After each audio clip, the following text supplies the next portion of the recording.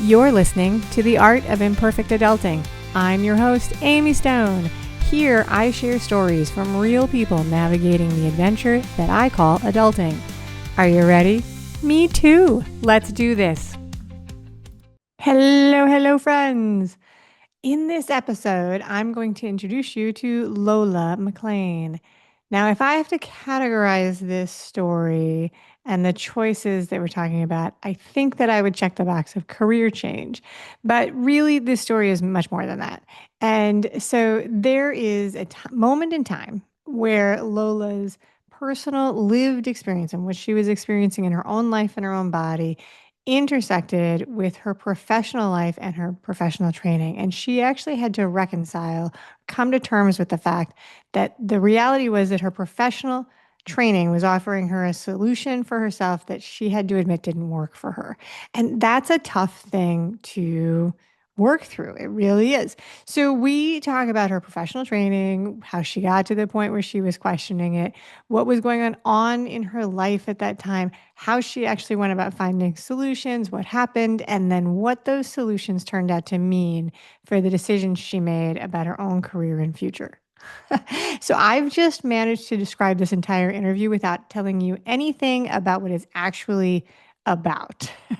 Do you have a guess? Do you have a guess what we're going to talk about? Let's see if you're correct. It's time.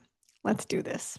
Lola Maclean, welcome to the Art of Imperfect Adulting. I'm happy you're here. Are you ready for a fun chat? I am so excited, Amy. Thank you so much for having me. I'm happy you're here. I start all of my conversations asking my new guests and friends what part of the world they call home. So tell me where you are. I am out in Oregon in the heart of wine country. Ooh, very, very Yeah. good. I have a coming up Oregon connection. So you're, is that the Willamette Valley? Yep, Willamette Valley. Willamette Valley. See, I don't say it Yeah, right yet. Willamette, damn it. Yeah. Will, okay. I will try and put that in my memory. All right. I could talk to you about Oregon all day, but I won't. In a second, we're going to start the topic. We're going to get this down to business. But I want to ask you, we do say, there's a saying, laughter is the best medicine. What's something that you can count on in your life to bring laughter into your days? That is absolutely a true statement. Laughter is a wonderful form of medicine. And for me, my daughter is definitely a source of laughter. Every single day, she's super creative and has all these little weird isms and things that pop up and just, I don't know, they spark a lot of joy. Very good. How old is she? She's 5. So Oh, getting it's ready to go into kindergarten. Yeah. It's like all the such things a that come from her perky, mouth. I'm like, what in the world? such a great age. I love when they're still into the inventive play and the dress up and the costumes. It's fun. It's a fun age. It really, Yeah, really is. absolutely. So kindergarten can be really super cute. It's also a major shift. Starting school is a big shift. All right, Yeah. so not the topic of the day, kindergarten and how it messes up their schedule. So the topic of the day. Okay, so there's a couple of ways I thought about describing this when I was writing this out. I could think of it as a career change, right? That's definitely kind of what it is. I think it's also maybe a little bit of an ideology shift that you may have Mm, gone through. hmm And this is a story of when you were working as a nurse in the medical system, but you were a patient and what you were trying wasn't working for you. So my first question is, how old were you? It's backing way up in time. How old were you when you decided that you wanted to become a nurse? so I was probably 19 or 20 when I decided I wanted to become a nurse. I had always wanted to be in medicine or like the idea of medicine.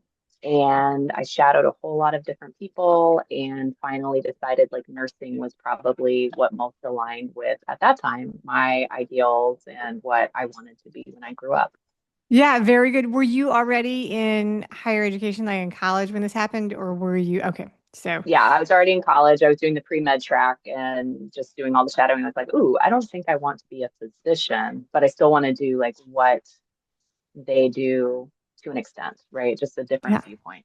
Yeah. Absolutely. All right. So you have a furry friend in your space there. I saw them scamper by. Yep. All right. So She just the, buzzed in, but she's the gonna be quiet now. She's gonna go to sleep. she's welcome. She's part of the crew today. All right. So, I think that a lot of people who are listening and watching will already know that it's not like you wave a magic wand and you get to be a nurse in the Hmm. U.S. It's not a super fast process. It's actually really pretty rigorous. So, can you take a minute and walk us through just the high level of what the training is, so that we know what you did? Because I'm going through this with my mind. I'm thinking this was a traditional Western medicine education for Hmm. nursing. Yeah, so what my route was, which is a little bit different than kind of the standard, like, oh, I go to college for nursing. So I went to college, got a degree in psychology and biology. Then we moved out west, and I ended up going to an accelerated Okay. bachelor's program for nursing. So I already had a bachelor's degree, got a second bachelor's degree in nursing, and basically it's like a 2 year intensive program where you do all of the nursing things, right? And it's a lot of anatomy and physiology, a lot of just like the science behind different diseases and how you, because as a nurse, there it's this weird mesh where it's like you have to be at the level of the physician and like the understanding and things that way, and be able to like give that to the patient and also like be the in between between the two, right? Yeah. And kind of the bridge. So speaking both languages and also looking out for different things with a patient. Then after that, so I worked for about 7 years as a nurse in the operating room and ended up going back to school to get my nurse practitioner's degree. And that was at the doctoral level. So that Okay. was 4 years of additional education, not only in like biomedical sciences, but then also in like research translation and all of that. And then worked in the primary care world for a good 6 years as a nurse practitioner. Yeah. Wow. All right. I am so glad I asked, because that's a ton of education Yeah. Yeah. It was a long for journey. that. A long journey. Absolutely. So let's talk a little bit, because you said you always knew you were interested in medicine, Mhm. since you were very young. What drew you? What did you like about it? And what drew you to the medical field and nursing specifically? Yeah, I always have loved science and I've loved just knowing why things happen or how things work or, you know, the definitely the why behind it, but also like how that impacts us on a human level, right? So like why you're feeling a certain way and how that shapes what you're doing in your day to day, or if you have a disease, how that impacts your day to day and how you go about it. I think it was like second or third grade when I first was introduced, outside of going to doctor's visits for like the wellness child thing. One of my friend's dads was a cardiologist. And I remember him coming to talk to our class about what he did and just like his description of the heart and how it works and like what it does and how it impacts everything. I was just like, oh my gosh, I love this. I want to know more about all of the stuff inside of us. And so that kind of pushed me into that. That is amazing. A vote for career day at school. Yes, absolutely. The parents, parents come and talk about what they do. Do you have anybody in your family who was in science and medicine? No, no, my family is not medical at all. So my dad, I don't really, I mean, I know what he did, but not really. He's a banker of some sorts, right? Okay. Did something with Finance, investing. sure. Yeah, finance something. And then my mom was an interior decorator. Most of my family is very creative, does like art stuff, music stuff. So yeah, not a whole lot of science in there. All right. So like you were the first one that came and was like, I'm going to be a doctor. It happens in every family. I've got one in my Mhm. family where the person's like, this is what I want to do. And we're like, wow, where did that come from? Not medicine, but something else. So, at some point, you go through a personal journey yourself where you are developing, I'm going to call it digestive issues. You can talk Yeah. about this however you're comfortable with it. On the intake form, you describe it as IBS, which is Mhm. short for irritable bowel syndrome. When did this show up? When were you diagnosed? Talk a little bit about what you were going through yourself. Yeah. So this is also kind of another like lifelong journey. And now like reflecting back on it, being like, oh, this is what was happening way back when. right? Yeah. So definitely like childhood, I struggled a lot with digestive issues, primarily constipation and like bloating and just like uncomfortableness.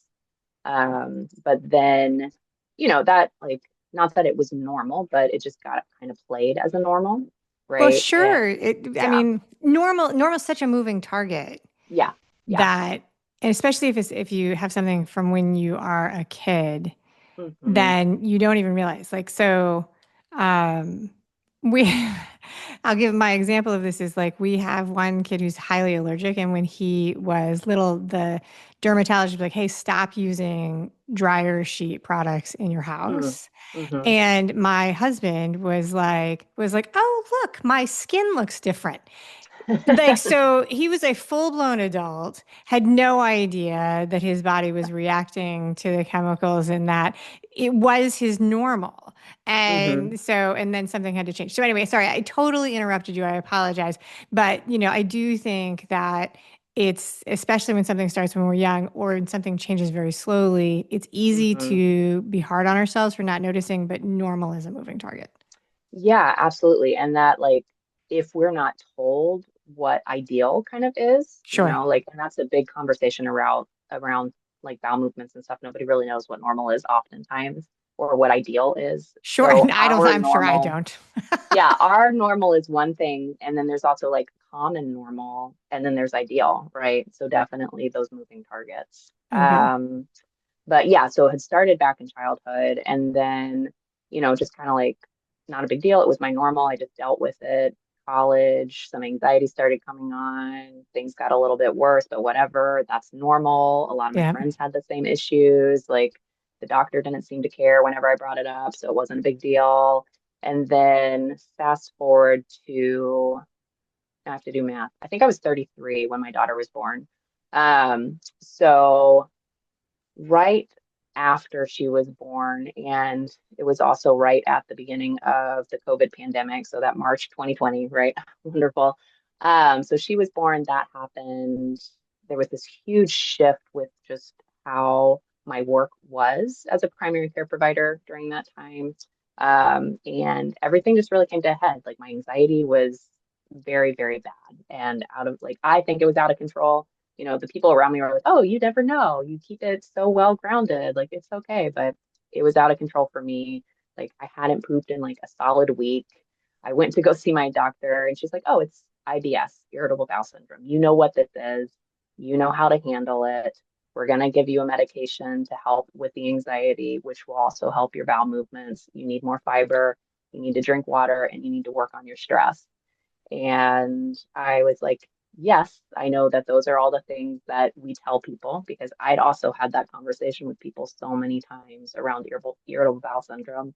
And I also knew, unfortunately, from all those conversations, it doesn't work that way, right? Like I'd always have clients come back that are like, well, I've done these things. Now what? I've done the low FODMAP diet. Now what? It's not getting better. Now what? And just telling, I don't know.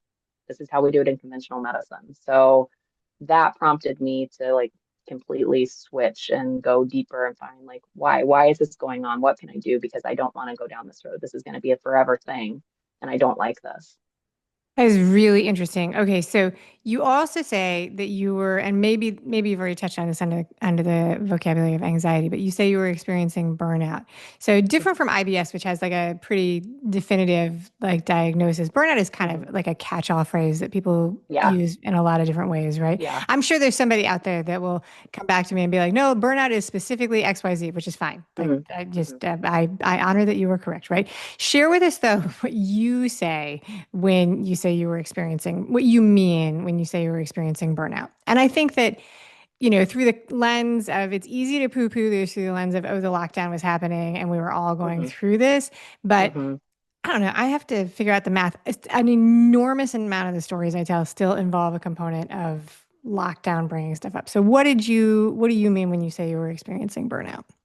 Yeah. So for me, and I think you're right, it is kind of a catch-all term for a lot of people, but for me, it really was this huge shift in how I was able to show up for myself and for others, right? Like I felt completely drained. And it wasn't just the, oh, you're a new mom kind of drained. It was like, I have no enjoyment in my work anymore. I don't want to be doing this. I don't want to be here with these people or doing these things. A lot of times it would come out as like just anger and frustration and annoyance with just everyday stuff, right? Yeah. I think also just that because burnout tends to bring up a lot of anxiety and depression for people too, right? And that definitely was something that was going on during that time for me. And it wasn't because also, like just in that medical world, it's like, oh, well, postpartum, it wasn't postpartum, right? Like Oh, this was a solid few months, like months to a year after Maddie had been born. So like after that postpartum piece.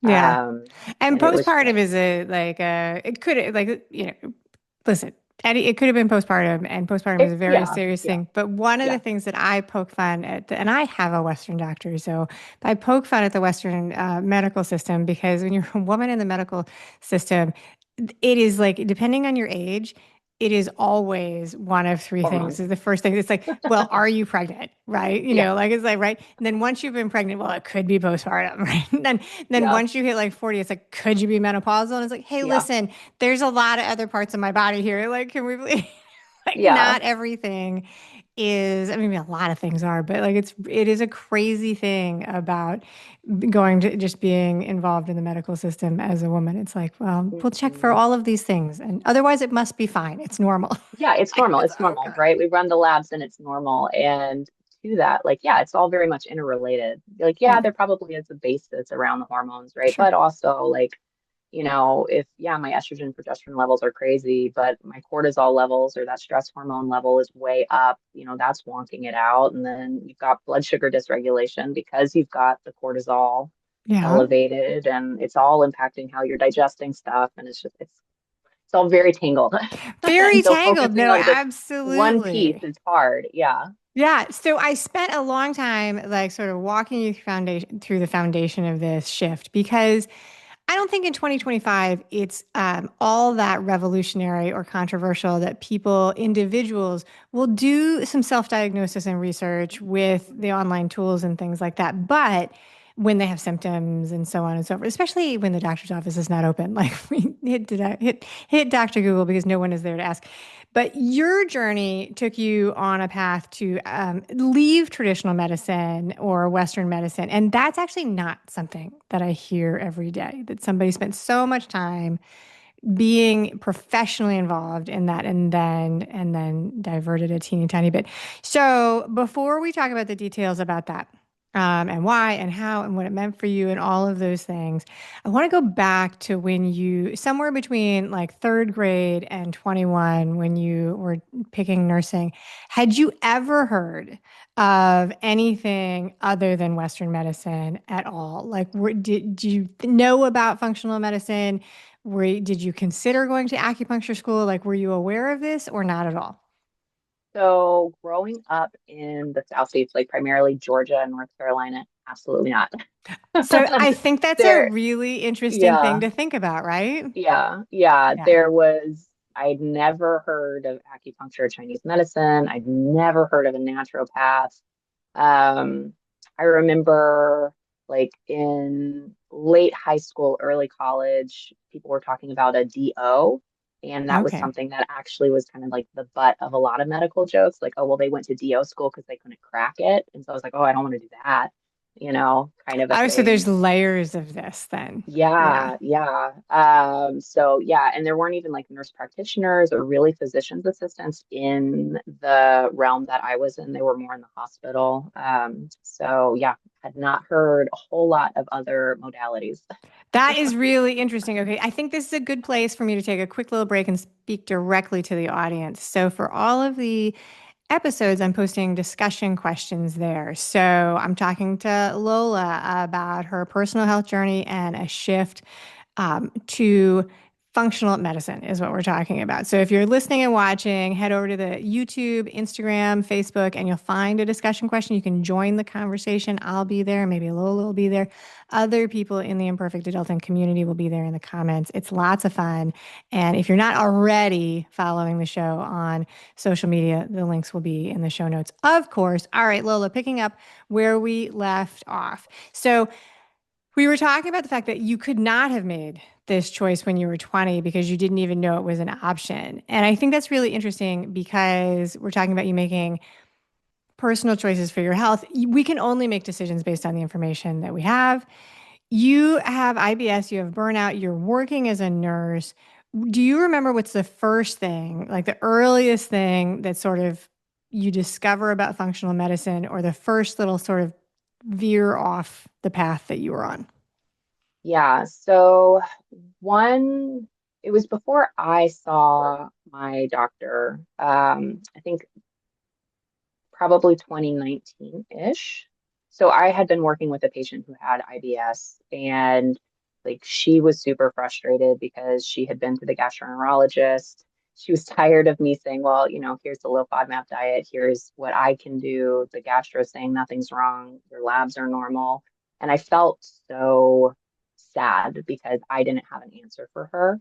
And so that was kind of my first jump into it. I started searching for like, well, how are other people taking care of this, or what other things are out there for this? And functional medicine was something that popped up. So at that time, that was something she and I were talking about, was like, well, let's find you somebody like this to do this work with you, right? To see how things are going. And she, because we do live in Oregon, we have access to Portland, which is of cities, it's a little bit more into that functional medicine, acupuncture, Eastern medicine kind of stuff, right? Yeah, it So she does have had, that reputation. It does. yeah, yeah. So keep it weird, right? So she had access to that, which was really great for me to be able to refer her out and then to see some of the things that she came back with, right? And how much she was able to change over that year as we were working together. That is really interesting. If I had had to guess what your answer would have been, it wouldn't have been that. Okay, so you've mentioned something at least more than once that I want to give you a chance to explain to anybody who doesn't know Yeah. what it means, which is the FODMAP diet. So Oh, yeah. explain what that is for people who are listening who are like, wait, what is that? What is that? Yeah. Yeah. So, for a lot of people who have IBS or irritable bowel syndrome, one of the first things we'll recommend, especially in that Western medicine world, is something called a low FODMAP diet. And basically, what you're doing is you're taking out or lessening certain foods that have sugars in them that are fermentable, right? So, when Yeah. you eat different things, like apples is a big one, right? You eat an apple, the bacteria inside of your gut will break it down and produce a gas. And so that leads to a lot of bloating, discomfort, and things like that. And the thought is people with IBS don't tolerate those particular foods well. And so if you take them away, then it gets rid of their symptoms, which is not, I mean, for some people it's true, for most people it's not. All So, right, so the foods have to be fermentable. So first you have to mhm. learn about which of the foods are fermentable, and then you have to reduce them. Yep. All right, so that's the low FODMAP diet. Thank you for Yeah. explaining that. I had heard of it, but I don't think I knew that that's what it was. All right, so like a lot of people, part of your transformation story is actually your personal involvement. So you shared the story of working with a client as a health practitioner and seeing what they did. But part of your story is healing yourself. You say you healed Mhm. yourself from the inside out. Share with us some of what you did to heal and how you feel today. Yeah, so I think having watched her go through that, then when I got that same message from my doctor, I was like, oh no, there is a different way. Let me go do this. And so I too jumped down that functional medicine rabbit hole. And I did some comprehensive stool testing, right, which actually looks at the microbiome and what is going on with our digestion. And that really, like on my end, gave a whole lot of clarity and insight, right? Like, I had high levels of a certain bacteria called H. pylori, which lowers your stomach acid. And so then at that point, it's like I wasn't really absorbing a whole lot of things that I was eating. It had shifted the composition of my microbiome. So then when I was eating things, I was getting bloated. I was having a lot of constipation. I was having a lot of just like digestive issues because I wasn't digesting my food all the way. Right. Yeah. And so having that and then being able to make a plan specifically to address those imbalances, right, with some very specific nutritional changes, with at that time I did a few very specific supplements, which I'm not doing anymore. And that targeted therapy that really helped me, right? But a big part of it was also working on my mindset and really working on, okay, how does this impact my digestion too, right? And is that the connection or the tie-in? Connection might be too strong a word, but the tie-in between burnout and the Mhm. IBS and the functional medicine journey. Yeah, so definitely one big piece with digestion is how much of it is impacted by our brain, right? Like we Yeah. have that gut brain axis, which is kind of vogue right now, right? It is, but it is so Yeah, interesting because I had never, I mean, listen, yeah, I'm 51. So the first time I heard of probiotics was a very long time ago. But I will admit that, like, the first few times people suggested, the gut was a source of like immunohealth and all those things, it sounds like if you've grown up in a very westernized medical context, it's like, what? I don't know, yeah, like, whatever. yeah, But at the same time, like people that are like my parents' age and stuff like that, they knew from the beginning that things like antibiotics, there was it's old school wives' tale medicine, have yeah, yogurt when you're taking antibiotics, right? So, yeah, or that beer is healthy and all these things that introduce like fermented cultures. So I can go both ways, but yeah, now it does seem like it's very vogue. And it's a fun thing to see that things that were like sort of poo-pooed like crazy off the wall yeah, stuff 15 years ago. There's like actual hardcore like research that's coming out that's like, oh my gosh, no, these parts of our body do talk to each other. So I don't know. absolutely. I like to see when modern science validates, what were seemingly thought of as kooky ideas.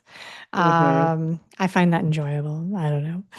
Just as an entertainment thing. All right, so the connection between the brain and the gut biome becomes a part of this. You don't. All right, so we're talking about now functional medicine, and we've thrown that word around a little bit, and you also, I think, brought up a naturopath. Tell us a little bit about what that means and how it's different from what you studied in all of your various Western medical education. Yeah, so functional medicine, it's not super new. I mean, it's been around for probably 20-ish years now. Okay. And the concept or the premise behind it is really going from managing symptoms, right? So, like, that's kind of what we do in the Western world is like, you have a headache, here's the pill to fix it. You have a broken bone, let's fix it. You have, these digestive troubles, let's fix it, right? We're going to just band-aid it. We're going to stop the symptom. With functional medicine, and that's not wrong, right? Like, we definitely need that. We need to Right. do those for certain things, When you right? break your Absolutely. bone, you do Yeah, want to we need to fix fix it. it. You have a heart attack. We need to address it. If you have Like a these hole in are, your body, you need stitches. yes, absolutely, absolutely. So nothing wrong with that. And if that's the kind of thinking that works well for you, also nothing wrong with that. But with functional medicine, the idea is that we go a little bit above that, right? We kind of go upstream. Or the other way people will describe it is getting to the root cause, right? So like, why do you have that headache, right? Is it you're stressed out? Is it low magnesium? Is it an allergen? Is it like we got to explore why and then kind of tackling the why behind it, right? So, like with IBS, like, okay, great, you're bloated, you have either constipation or diarrhea or both. But why? Is it a food allergy? Is it enhanced intestinal permeability? Is it a shift in the gut microbiome? Is it a huge amount of stress all at once that is impacting that gut brain axis? Like, what is it, right? Yeah. Yeah. Yeah. No, thank you very, very much. All right. So I jumped forward. I was so excited about the gut biome that I forgot to let you finish and answer before, but I'm going to bring it back because I think it's actually pretty important. How do you feel today? And how long ago, like how long have you been feeling better? Yeah. So I really, again, so this was 2020. And when I started working on this specifically 2020, 2021, probably a full year of really honing in on what was going on and really like focused on my nutrition, my lifestyle, why I was doing these things, right? Like, because that's the other thing with functional medicine is it's a lot of small sustainable changes, right? That take time. So since 2021, that's kind of been my new normal. So the Okay. past 4 years now, a lot like almost night and day, right? Like definitely way less anxiety, way better moods. I have very regular bowel movements, just in case anybody was wondering. Stellar. No bloating, just like able to digest not only foods, but also life, right? Yeah. And it really is. It's almost like clouds lifted kind of a thing, right? That's amazing. That's really, Yeah. really good. It is a thing that we don't, it's so funny because it is a thing that people don't often talk about, like bowel movements and digestion. And in certain circles, it would be, Yeah. impolite Yes. to speak about. But on the other hand, it is a thing that we all do for people who, sometimes it just amazes me. Like, I'm not a person who's very modest about like bodily functions and stuff like that. And sometimes I'm wondering, I'm like, why would we be? And a good friend of mine just wrote a children's book about dinosaurs and boogers, and the tagline is he says it's not funny, but it's snot. And it's for little kids, and it's so funny. It's just so funny because it is funny. It is fun. It's funny. It can be funny. Yeah. Anyway, all right, I'm off target. I'm totally I will off have to check target. that out though, because that sounds like It five-year-old is ideas. exactly, that is exactly the age group. And there's another kid's book that's been around forever, which is The Gas We Pass, which is also very, very funny. It's all like, anyway, I mean, it's animals and it's farts. Yeah. There's no way to go wrong with that with kids. So, and adults, like you read it to your kids, you laugh anyway. Hmm. So, you didn't just heal yourself though. You decided to change your career. And Hmm. I think you go all in on functional medicine. Why did you make that change?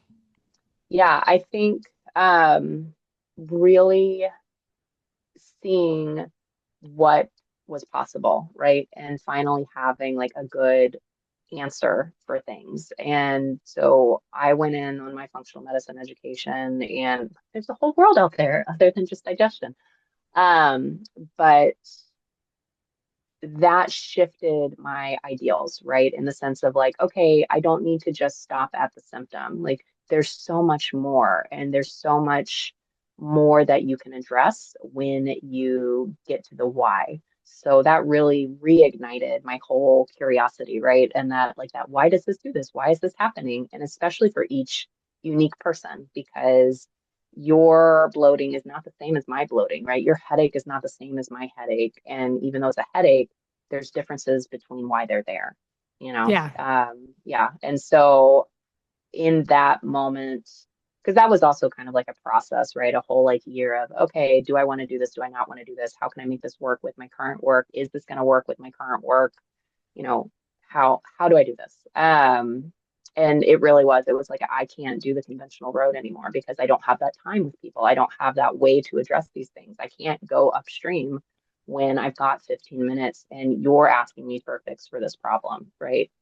So, So there's layers to that because that's the next yeah, thing I wanted to talk to you about and ask you for your opinion. yeah. And because you are a person who's been on both sides of this, and I was curious what you thought about could they work together? And Hmm. then when you told the story of as a Western practitioner, you actually did work with a client who was working with a functional medicine doctor.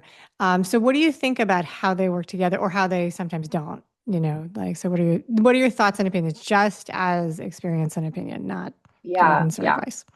yeah, absolutely opinion. It depends on the practitioner, right? Like I feel like as a practitioner, I was super open to other modalities, right? So Yeah. if I had patients who were doing acupuncture, if I had patients who were doing things with a naturopath, or um, especially where we are, I had a lot of women who had thyroid issues who were working with a naturopath on their thyroid, right? Rather than the conventional road. So that is a big one. Is your provider open to it and accepting? And sometimes they are, and sometimes they're not, right? And so Yeah. if that is the road you want to take, finding a provider who is open to other providers, right, is a big one. And it can totally work. It can totally work. Like collaboration is a wonderful thing because we're not meant to know it all. We're not meant to be able to do it all. And so you need to be able to have other people in your boat, right? Especially when we're supporting someone on their health. Yeah, no, I, I, Yeah. I mean, it seems as someone I'm not a professional in this at all, but it just seems so put me on the side of a client or a consumer. It's like you just kind of want all the people with all the hats Yeah. to do it. But I think that many of us, and I will put myself in this camp decidedly at certain times. Sometimes we really want an instant Hmm. solution. Hmm. It's like I am here for my Instafix. Yes.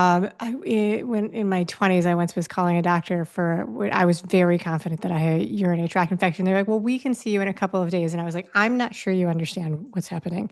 I need to come right now. I'm in the lobby. I Like, just need the see, antibiotic, right, please. exactly. Like Yes. I'll write my own prescription, Yeah. like let me in. And so, but from my perspective, it seems like they should all work. But then where I live in Miami, Florida, there are definitely naturopaths and functional doctors, but it is not nearly have the reputation of being open-minded like Oregon does. And so I definitely think it is that. Although I will say thyroid, Hashimoto's, those kind of things, that is Hmm. one of the very first places that I started to hear about it from like people who were like, oh, even if you've been to your doctor before you do XYZ, go talk You to, should go talk to, yeah. right. And it Hmm. was like a back channel conversation at like the smoothie shop or at pickup. It wasn't like, so it was definitely there. All right. Yeah. So in a minute, we're going to do the final questions. I want to give you a chance to speak directly to the audience, tell them what you do and how they can find more about you after this episode goes live. Yeah, so I am basically calling myself a functional gut coach, right? And Okay. I work with women on longstanding digestive issues from that functional perspective. And so, if you have IBS or SIBO or you're bloated or constipated or those kinds of things, right? I work with women on actually getting to the root cause of that, and that looks different for everybody, and then creating a very customized plan so that way we can actually get you to a better state. Very good. And the best way to Yeah. reach you is at your website. And you can say it, you don't have to spell it out. The link will be in the show notes. And for everybody who's listening, the easiest way to get the links is always to be a part of my email community because then I just email it to you and you can click. So if you're digging Oh, for a awesome. Yeah. pen, you can stop, just sign up for the emails. But yeah, tell people where they can find you. Yeah. So my website is Haelan Empowered. And that actually comes from an old English word, Haelan, which is to heal or alleviate anxiety, right? And so that's Oh, kind of my roots, I guess, is old, like Scotland, England. fantastic. So that was a cool thing for me. And then Instagram is also the other easiest way to find me. I do a lot of educational content on there, a lot of conversations, just lots of good stuff. Awesome. All right. Very Yeah, good. Lola, are you ready for the final three I questions? think so. Yeah. I'm trying to be more perky when I say that to people because it was like a little bit like dramatic and people are like, I don't know, but they're not meant to be. They're not meant to be hard. They're meant to be fun. All right. So have you ever been to a concert, like a live music performance? And do you remember what was the first one that you remember attending? So I haven't been for a very long time, actually, since we moved out of Atlanta, which was almost 20 years ago. The first one I went to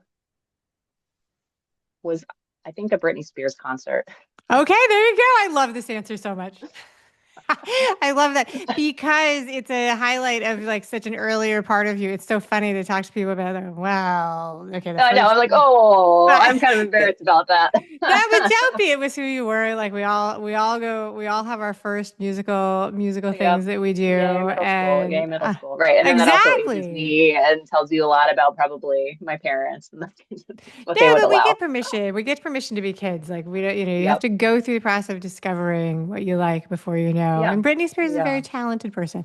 So there we go. All right. So what I wrote this, I must have had food on the brain because we were talking about digestion. Okay, what is a food that lots of people like? So we're just talking about enjoyment, not health or anything like that. But what's a food that lots of people like? Maybe people love it, and you're just like, no, I'm not ever going to eat that. Oh, that's a really good question. Because I am very much like, I enjoy all the foods. Okay, so there's none. There's none that you're like, I do not Yeah. like that I'm at like, all. what's something that I definitely don't eat? And I don't know.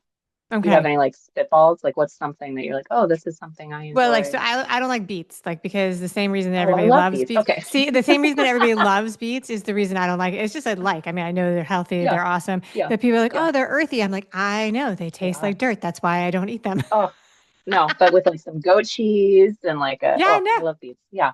no. For me, it's a no. For me, like that's it's like it's like I love them. For you, it's great. I will drink beet Yep. juice when I'm training for big races, and I respect it. I drink beet juice with 51% orange juice, so that I can't actually taste the Ooh, beet okay. juice. So, but yeah, all right. So nothing. You eat everything. All right, very good.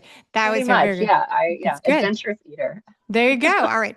For relaxation and entertainment, are you a person who turns to things like TV, movies, books, audiobooks, podcasts, music, or something else?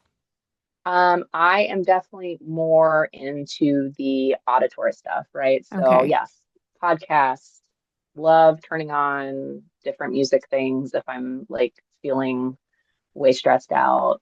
So All yeah, right, very good. What is so share with us other than this one because of obviously course. one of you other than this one. What's like a podcast or an audiobook that you've listened to recently? So podcast, Functional Nutritionist is a very good listen, Okay. always. She's got a lot of really interesting things on there. And then a book on tape that I listened to really recently was, I think it's Breathe. It's either Breathe or Breath, by Okay. James Nestor. And that was Oh yeah. super interesting one. And I kind of want to actually get the book so I can read it. But yeah, Yeah. it was a No, good that's listen. the thing. Sometimes you listen to an audiobook and you're like, I need to look at these pages. Hmm.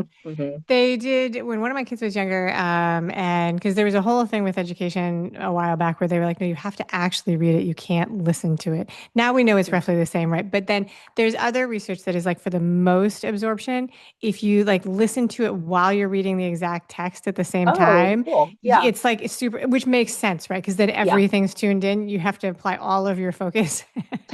I've never met anybody who actually does this, but for anybody who wants to do it, that's apparently like the way to maximize your resources. It's like you're Yeah. reading it, you're underlining, you're listening to it all at the same time. That's the way that to go all in on that. But like I said, I read that and I don't know anybody who's ever done that. Yeah. Yeah. That's a lot. So that's a lot. That's a lot. That's it. Lola Maclean, thank you so much for being an amazing guest today on the show. Yeah. Thank you so much for having me, Amy. Thank you for listening today. I hope that you enjoy the show. And before I go, I want to encourage you to become a bigger part of the conversation. Obviously, subscribe wherever you're listening to the show. Listen to more episodes. That'd be great. Obvi again, please write a review and tell your friends about the show. That truly is a great help for getting the show in front of new people.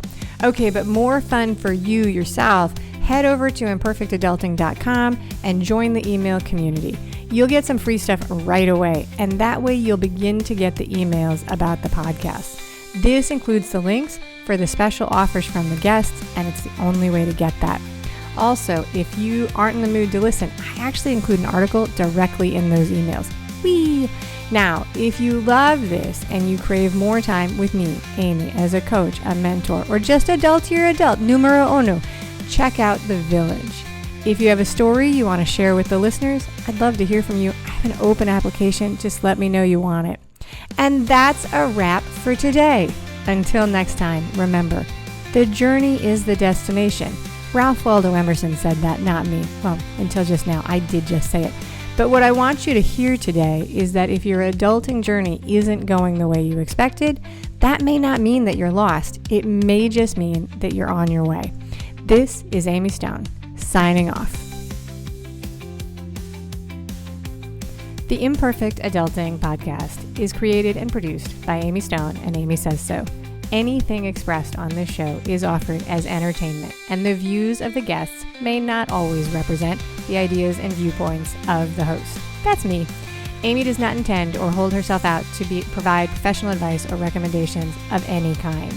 In the end, you and you alone need to make those kinds of decisions based on your personal and individual situation, needs, circumstances, and comfort level.